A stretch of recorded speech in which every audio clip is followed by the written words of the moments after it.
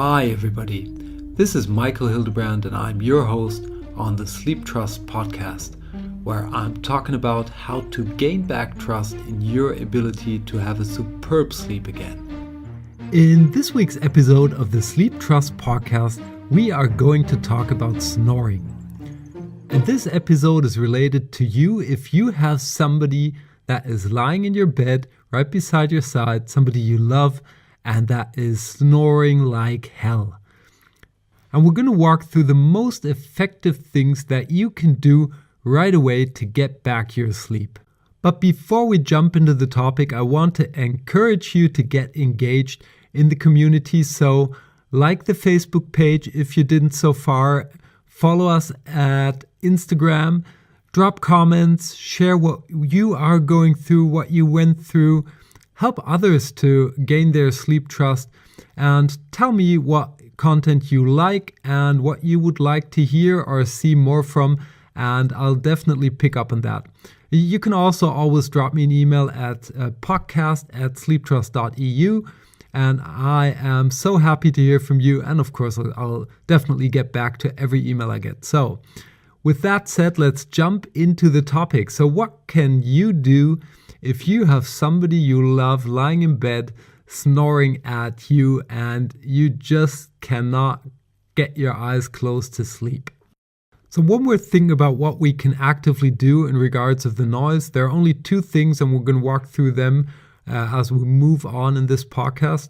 Thing number one is that we will try to reduce the noise, which is kind of obvious, and there are a couple of good things that you can do there. And thing number two is that we actually learn to accept sounds around us and be able to fall asleep nevertheless. So these are basically the two main things that we can do. And you'll get the best, most effective tools in just a while. With that in mind, the first thing I actually recommend doing is to have an open conversation with your partner, to explain him or her that you have a big problem with the snoring in terms of your ability to fall asleep or have undisturbed sleep, and also to let him or her know that it's not his or her fault, and to evaluate the situation together, to put the next steps together and see this as a project that you will both walk through to strengthen your relationship. If you see it as a God-given challenge to let you grow together, that's a completely different perspective. So now the snoring's there and we want to reduce the noise. To just pick up what we heard last week's episode, snoring begins at a range of 60 decibel, which is what loudness gets measured in, and it goes up to about 90 decibel. So from 60 to 90, that's about where snoring ranges. And a vacuum cleaner runs at about 70 decibel, and a chainsaw would run at about 100. To put a vacuum cleaner at 70 and a chainsaw at 100 into perspective, you would say, okay, that's not only, 40 points up or 30 points up. How can that be? And this is simply because you cannot take the numbers as they are. They are working in a logarithmic way. And please don't ask me how this works. I'm not really good in math. But what I can tell you and what is important for you to keep in mind when you're looking for sound reducing systems is that a 10% increase in decibel works out to be a doubling in the loudness, and the other way around. So if you're finding products that have a 20 decibel decrease in volume, if you use them, that's cutting the loudness in half twice. So what can we actually do? There are three basic solutions that we can choose to reduce noise. The first is to use noise cancelling headphones.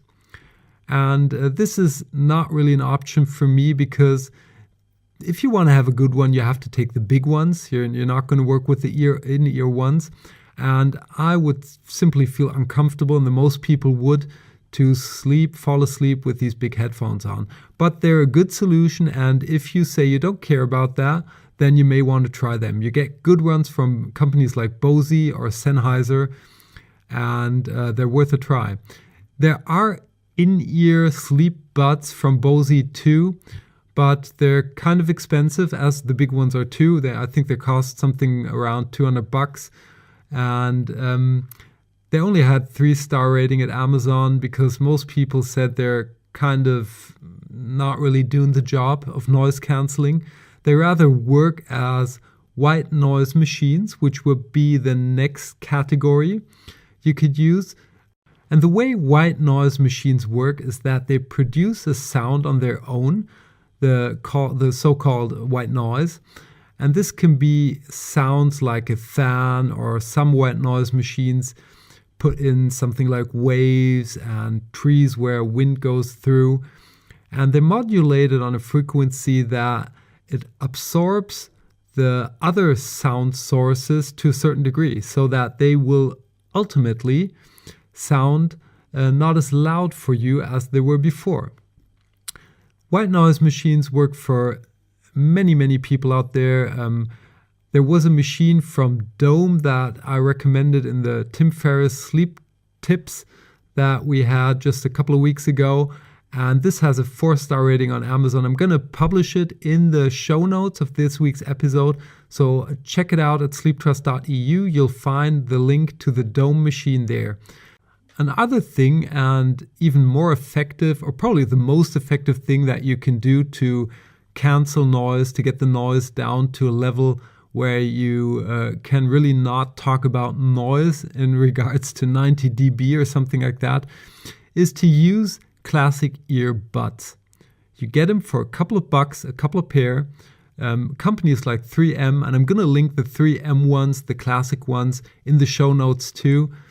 It's just foam. You squeeze them with your fingers, and when you squeeze them a little bit tiny that they fit into your ear, you put them in there and they start to expand again, really locking out the noise from the outside. So this is really an effective way to lower noise, not only on a subjective level, but on a real physical level.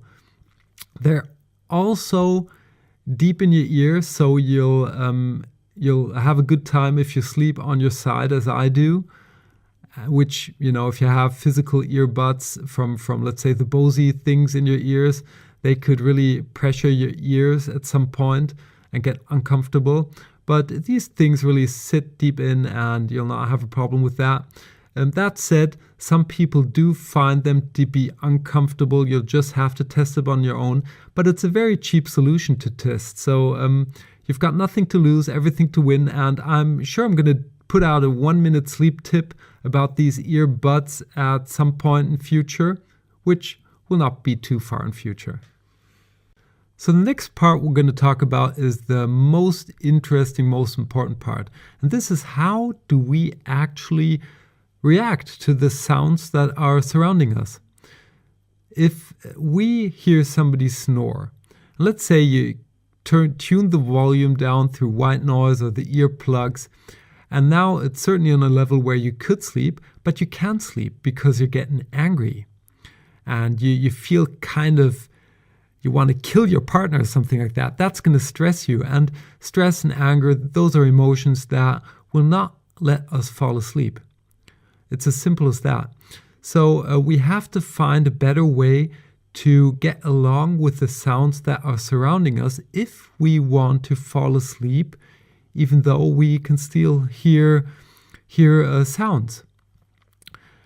What I do in particular, you can imagine it to be like this, if you're lying in bed, the window open, and people are having a party outside. These are actually noises that I can fall asleep super good because I feel happy for the people who are celebrating. I can imagine that I would be celebrating too, having a good time, but I don't have to because I'm lying in bed. I'm tired and I can't fall asleep. Having the pleasure of feeling good, kind of participating of the party. But I could, the same way I could take the party and say, I'm tired. Now I'm hearing this noise from the outside. I cannot fall asleep. These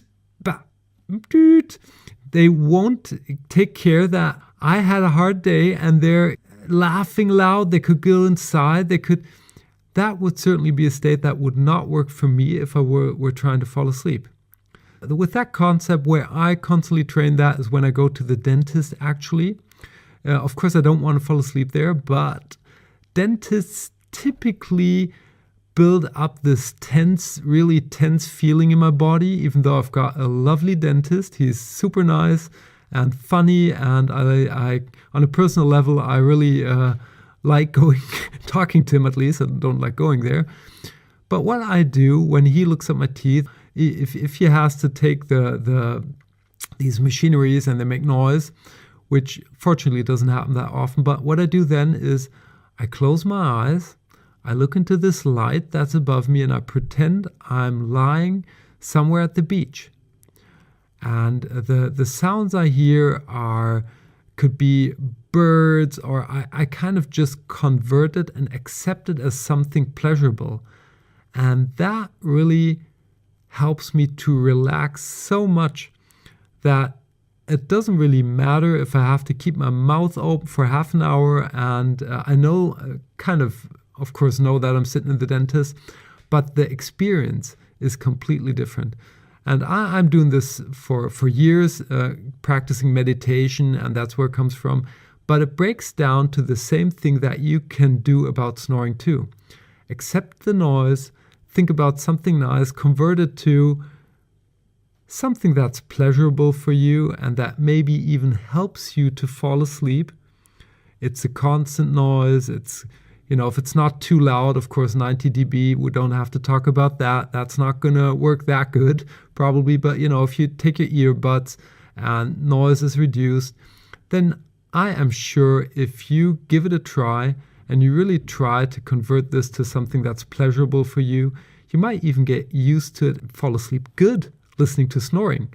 That would be a thing. If you can, that would definitely be really great for me to know. So if you can found a way to fall asleep good listening to snoring, please definitely drop a comment at Facebook under this week's episode. So the last thing that we could do is to actually get into separate bedrooms.